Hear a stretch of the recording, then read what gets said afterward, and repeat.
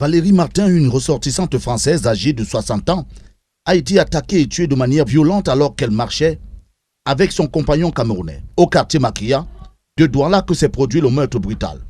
Les faits se sont déroulés vers 22h40 lorsque la victime et son compagnon ont été surpris par un groupe d'une dizaine d'individus alors qu'ils sortaient d'un dîner dans un restaurant du coin. Trouvé en compagnie d'un Camerounais du nom de Bamou Jean-Pierre, âgé de 71 ans, dans un restaurant du quartier Makia, non loin du lieu dit pharmacie Saint-Laurent, en vue de prendre un dîner.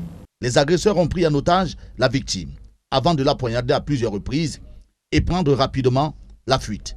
Malgré l'intervention rapide des secours et le transport d'urgence de la victime à l'hôpital La Quintini de Douala, Valérie Martin est décédée de suite et blessures peu après son admission.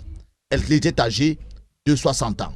Les autorités camerounaises ont rapidement lancé une enquête pour identifier et appréhender les responsables de cet homicide. Une fois alertés, nos forces de l'ordre organiseront une battue qui, à ce jour, a permis d'interpeller, avec la collaboration des populations du dit quartier, 6 suspects qui sont passés aux aveux. Les recherches donc se poursuivent en vue d'interpeller les autres co-auteurs. Les enquêteurs les considèrent comme fortement impliqués dans l'agression et les ont placés sous enquête.